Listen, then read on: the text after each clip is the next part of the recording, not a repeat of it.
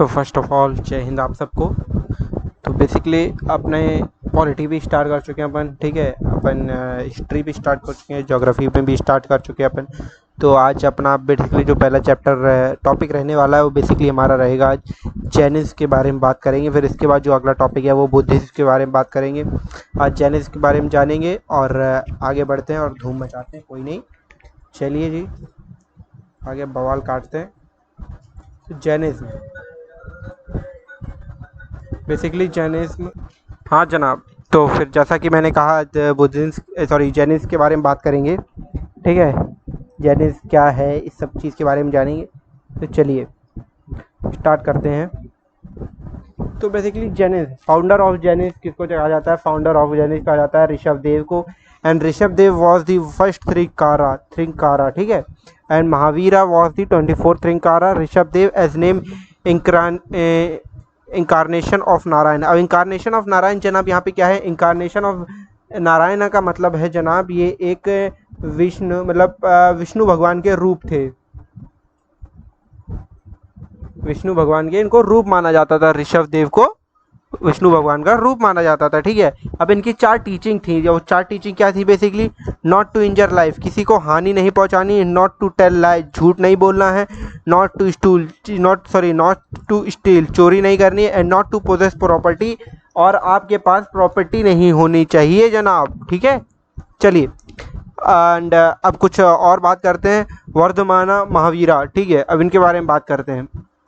वर्धमाना महावीरा मतलब महावीरा के बारे में बात कर रहे हैं। इनका जन्म किस विलेज में हुआ था? इनका जन्म हुआ था कुंदाग्राम में। And he was belong to Kshatriya family basically, ठीक है। और ये प्रिंस थे बिम्बिसारा के। एंड इनकी जो वाइफ थी ना, उनका नाम था यशोदा। एंड जो उनकी डॉटर थी उनका नाम था प्रियदर्शना। क्या नाम था उनकी डॉटर का? Priyadarshana.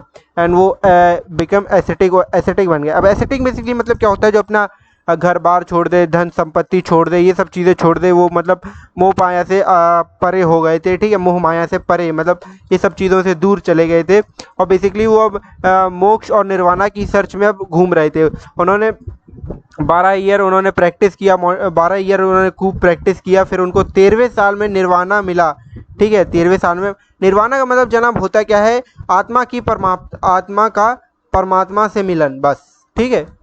And 30 year he spread Jainism. फिर जब इनको मतलब 13वें साल में ये मिल गया, फिर उन्होंने 30 साल जैनिज्म को फैलाया, लोगों को बताया जैनिज्म है क्या। एंड फिर फाइनली इनकी डेथ होती है at the age of 72 Patna में, ठीक है। चलिए अब इनके कुछ डॉक्ट्रिन थे। डॉक्ट्रिन जनाब क्या? सिद्धांत। क्या थे इनके जनाब? सिद्धांत। इनके कुछ सिद्धांत थे। Rejected the authority of Vedas. ये वेदास और वैदिक रिचुअल्स तो नहीं मानते थे, जैसे ऋग वेदा, यजुर्वेदा, सामवेद, इन सबको ये नहीं मानते थे, ठीक है। Not believe in existence of God, ये भगवान को नहीं मानते थे, ठीक है। ये कहते नहीं थे कि भगवान है भी या नहीं, ठीक है। बिलीव इन, ये कर्मा में बिलीव करते थे। किस में बिलीव करते थे जनाब? ये बिलीव करते थे कर्मा में, ठीक है जनाब। तो बेसिकली ये क्या करते थे? कर्मा में बिलीव करते थे जनाब, ठीक है। किस में बिलीव किया करते थे? ये कर्मा में बिलीव किया करते थे। एंड ट्रांसमिटिंग ऑफ सोल में भी इन्हें बिलीव था कि जब किसी आशिक की मृत्यु हो जाती है तो वो बेसिकली अपनी आत्मा चेंज कर लेता है, ठीक है।